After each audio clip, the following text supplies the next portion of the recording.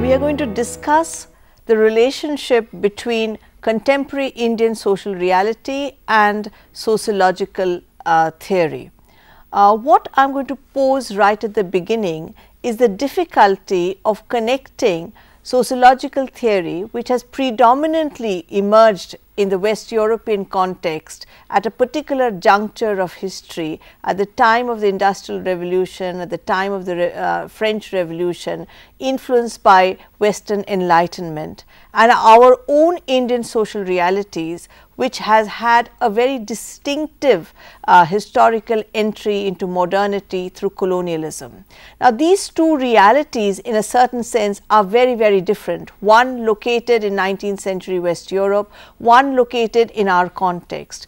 Yet whenever we do sociology, we have to invariably look at the thinkers, the classical sociological thinkers. We have to look at Durkheim, we have to look at Weber, we have to look at Marx, and the question that invariably arises in every teacher and every student of sociology is, why do we have to do it? Are they relevant to our context or not? Or do we have to develop our own conceptual tools and our own theoretical formulations in order to capture the social reality which constitutes India? This is particularly so because our social reality is also not static, nor is the social reality out there in the West static. They are connected, they are dynamic, and they change at every different junctures. So, should sociological theory also respond to these social changes? In fact, the question should be probably posed the other way around, that what is the relationship which exists between society, the social context, and sociological theory.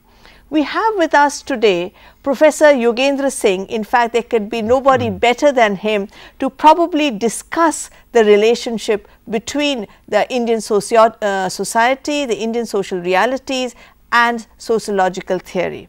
Sir, the first thing that I would like to introduce to the students is the fact that Professor Yogendra Singh has been somebody who has been engaged throughout his life with this entire issue about how do we understand Indian social reality. He has been in fact partial in emphasizing the need to look at theoretical questions, to look at conceptual questions and apply it to empirical reality. He has been one of those scholars who has been extremely sensitive to the need for a philosophical approach to sociological theory, and somebody who at the same time simultaneously has dealt with the intricate details which have constituted Indian society. There can be perhaps, like I said, nobody better than Professor Yogendra Singh to speak about this whole dynamic relationship between the two. Sir, how would you like to introduce this area for the Thank you for kind words. Fact of the matter is that Indian sociology has right from its beginning being engaged with the issues of contemporaneity. But contemporaneity has its own historical context, because we have a time framework, and as you rightly mentioned, European sociology emerged as a result of its own historical conversions, and sociology and sociological theory there was always orientated to the kind of burning issues that they faced in the process of their social transformation, such as the Industrial Revolution, such as the emergence of the new relationship between church and the society, the need of a civil society and civil rights, citizenship rights, and impact of new technology, which was commensurate with the crafting process of a new discipline, sociology.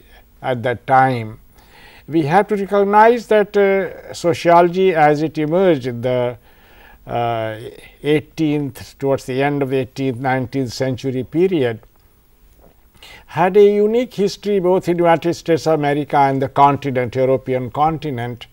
But as both these places, one sees that sociology became viable as a discipline after some resistance because of engaging the conceptual framework, theoretical constructs with the empirical reality, because sociology distinguished itself not only as a pedagogic, philosophical configuration of concepts and philosophical premises, but as also an instrument of forging tools for understanding and empirically verifying, experimenting with the day-to-day issues, the contemporary issues which were bothering society. This was so USA, where the migration and of people and the early phases of their industrial development, the convergence of several cultures and how to find out a coexistence among them. In Europe, the problems of state emerging as a new framework within nationhood, and technology outcrossing the boundaries of earlier belief in the religious and church oriented matrices of defining the life world. So, sociology here also was engaged in the study of issues which emerge out of this transition, issues such as poverty, issues such as exploitation of laborers and working classes in the factories, issues of gender, issues of kind of degradation of women. So, can I sort of just at this point ask you a question, which you meant that there was a huge upheaval in Western Europe at the time sociology emerged in a certain sense to understand this. And in India, similarly, there was huge transformations with the coming in of colonialism, the relationships which transformed urban-rural relationships. But the point that I wanted to ask you, that whereas in the West there was a dramatic transition from feudalism to capitalism, a dramatic transition from tradition to modernity, in our context in India there was in a certain sense a term which probably you have used also, continuity and change. So, there was continuities in, like, you had capitalism beginning, but you had feudal relations persisting. You had modernization coming in, but tradition persisting. You had urbanization, but rural persisting. So, how would you apply the kind of sociological theories which arise there, say to understand something like little and great tradition, or to understand something like rural urban community? In fact, the point that I was trying to make is linked with this issue. Because of the urgent pressure of the contemporary tensions of change in Europe, sociological theory was developing, and most sociological thinkers were engaged in two types of theorization. One, for instance, Karl Marx, he took cognizance of the process of exploitation and conflict. He took note of the issues of emancipation through class struggle, but he also anchored it into philosophical background of European tradition, alienation. So, alienation is a broader framework which you find in Marxist theory, and same about Durkheim and Max Weber, trying to look at, Durkheim looks at religion and society as the major issue, which was in which he was trying to work out a via media really to develop a new philosophical perspective which is called representation. And when we come to India, we find that our context has been slightly different, and our difference arises out of the specificity of the Indian social structure and tradition, which you rightly mentioned, and also our historical experience. Our historical experience is colonialism. I think colonialism and colonial consciousness, the consciousness of the West as imposing its paradigm of civilization as well as cognition of reality on a society which was itself a civilization society, because we have to take note of that India like China and Japan, was a civilization society. Now, civilization society has intricacies of its social structure and tradition, because tradition permeates through the pores of social structure in many different and various ways, and it interpenetrates structures like family, community, economy, polity. So, all this was there, which was the stuff from which the Indians had to develop their own sociology. But early sociologists like Sarkar in Bengal, and later on Radhakmal Mukherjee and D.P. Mukherjee, all of them, we find that in their writing there are two strands. One strand is how to look at Western sociological theory as far as India is concerned. In one ways there is acceptance, but the acceptance is always partial. For instance, if we take Sarkar's work on positive view of Hindu philosophy, it is noteworthy that the entire effort, this book, is a critique of the Shukraniti, and an attempt to adumbrate a perspective of positivistic sociology, kind of a sociology which will recognize Indian reality and empirically try to comprehend it and verify its processes, and at the same time rejection of the perspective of positivism from the West, such as he refers to Kant, he refers to Karl Marx, he refers to Durkheim, and rejects all of them, says that their positivism is not totally applicable to the Indian situation, because that positivism is rooted in their own tradition and their own philosophy. So, it is the first attempt, in fact. When we come to Radhakmal Mukherjee and D.P. Mukherjee's writings, things are very obvious, even though across 30 or more books that Radhakmal Mukherjee wrote, we find elements of Western theorizing, such as in economics, institutional economics. In sociology, the elements of some kind of a communitarianism and integration of groups and communities, issues of population. We find in his writings the elements of even environmental concern, ecology, and relationship between ecology and sociology at that time. And finally, we also find in his later works the critique of civilization. He talks of destiny of human civilization. So, a very larger paradigm of sociology. So, here at this point I would sort of like to ask you that there are two issues that you are raising. One is the Indian sociological theorists' own attempt to negotiate with Western theories. On one hand, they do address them, but at the same time they want to reject and redefine what would be specifically to India.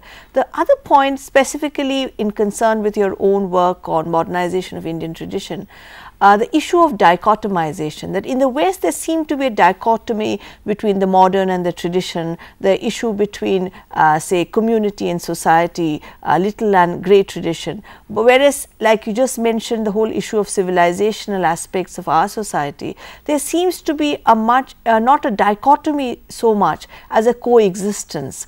So, if you could just taking these examples. It is a very important issue, no doubt, because entire Western philosophy and Western reckoning of reality, attempt to comprehend, is based on linear thinking, and is a part of this dichotomous way of looking at reality: tradition, modernity, rich and poor, equality, inequality. And it defines reality in a manner in which the time, the reckoning of time is very simply differentiated on a single continuum. On the other hand, Indian philosophy and Indian tradition has looked at both time as well as a social structure in a non-linear fashion, in an organic fashion. In some ways a cyclical notion of time, That is a very important part, and every Indian is very conscious of not only this world of here and now, which dominates Western civilization, but world beyond, world which is going to come. So, the human destiny for an average Indian does not end with the life and death continuum. It continues, it transcends. So, the issue of transcendence in time reckoning of Indian tradition is spilled over to the nitty-gritty actual operation of the institutional systems, and both combined together gave India a resilience in two ways, which I have tried to explain in my earlier work, Modernization of Indian Tradition, that on the one hand it makes Indians responsive and adaptive to change, anything which comes from anywhere. If it is selectively proved valid, it is adapted, but at the same time the rejection is also there. They do not accept everything. On the other hand, it maintains tradition, the world view, the way that they define their reality. So, both combined together have been helpful in India to link sociological matrix, its conceptual paradigms, with the issues of contemporaneity, because contemporaneity does not bother Indians in this sense, it does not oppress, it is only a challenge, and they know how to reconcile the present. This, if we look at the kind of issues that have emerged in Indian sociology, empirical issues from time to time, the issues in the early phases was urban development, rural community development, issues of land reforms, issues of the political culture, emergence of new political parties, issues of factories, capital investment. Later on becomes the issues of migration, issues of gender, issues of new generation coming up. So, if I may at this point, raise this whole issue of, for large part, Indian sociological theory was grappling with the concept of modernization, which again had of course a very specific social historical context. But today, as you mentioned, the contemporary reality, we are grappling with the concept of globalization. So, you are one of the scholars who have looked at both modernization and more recently on globalization. So, if you could help us understand what is it which is common between these two concepts and what is it which is different? Modernization is a process, at the same time it is a concept, and as a concept modern and modernity becomes the anchorage on which the notion is founded or located. On the other hand, modernization is the manner in which the whatever we define as modernity, because I think that modernity is not universal. There is not one way of defining modernity. There can be different ways of defining modernity, because modernity after all is a heuristic concept. It is device for sociologists to understand reality, because when we look at reality in any society and we evaluate it in terms of our paradigm of modernity, then we find that there are elements which are outside also, the traditional or residual elements. When we come to modernization, then it is the process. Now, the same elements which we configurate to define modernity, modernization means how they have been operating in a particular society in terms of its own history and contemporaneity. Now, when we talk of globalization, the same paradigms which we use for defining modernity, they will have to undergo some change, because there are certain elements that are new in globalization, which were not envisaged earlier in the notion of modernity. For instance, one issue which is very clearly divergent is the issue of space. That is, globalization transcends nation states, globalization transcends ethnic closed structure of communities. Globalization also puts pressure, even though it may not always transcend the native traditions, the local traditions. So, there is a debate about the local and the global.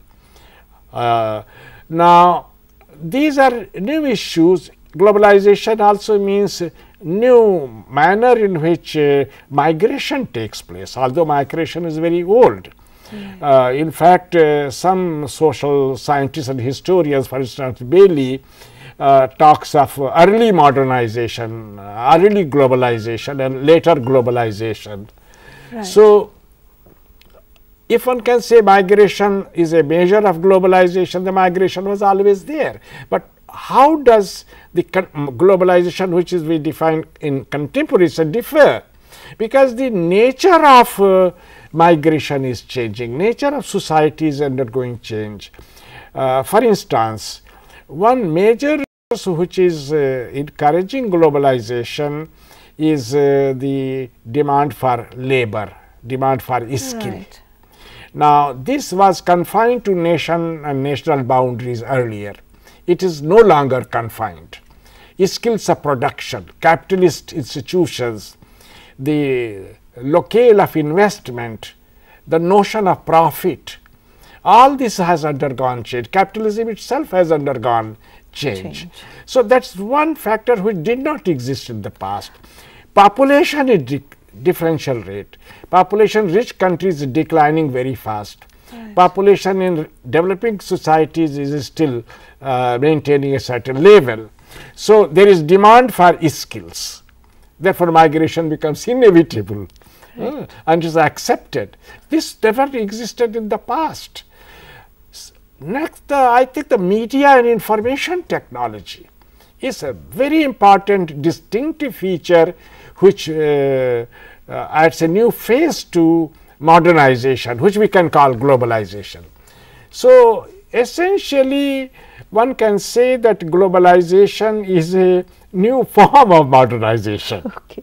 That way, right. One way of defining it. But the challenges of Indian sociological theory, in a certain sense, do you feel that today we are more confident, Indian sociological writings or theory, about negotiating with globalization, or what very often, the debate between indigeneity and Western nature, which continue in the journals of sociology today, that does it persist? Has there been a break, or how would you look at Well, this? I think that in many ways in India, consensual nature of early sociology has undergone change. Okay.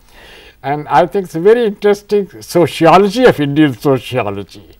That is how really, who were the early sociologists? Now, early sociologists came from a certain class, right. a certain viewpoint. Right. They were traditional middle class, right. and their way of looking at reality was governed by their own past, their own tradition of knowledge and cognition. What has happened in the process of change, and today, that this has differentiated. Sociologists now come from all classes. So, there is a consciousness of Dalit sociology, right. the sociology of the underdog. Many more women are now in the profession. This is really interesting that probably at the end of this discussion, Professor Singh has brought us back to the close connection which exists between the contemporary Indian social reality and sociological theory. Like he puts it so well, that the fact that we have new assertive social identities impinges itself on the manner in which sociological theory and empirical research is done. To go back very briefly to the discussion that we had, we saw the manner in which sociological theory emerged in the West and the manner in which that travels to us. Very often, like I said before, we asked the question, why do we have to do Western sociological theory? As the discussion with Professor Yogendra Singh showed us, that the issues which confronted them and the issues which confronted us in a certain sense may be different, but in very fundamental senses it's not entirely different. At that point they were negotiating with the transformation of capitalism in the early stage. Today in globalization we are confronting the changes of capitalism which is happening today, which brings us to the fact that we should never look at theory and empirical research as two completely dichotomous entities, but at two entities which are very closely interlinked with each other. Thank you.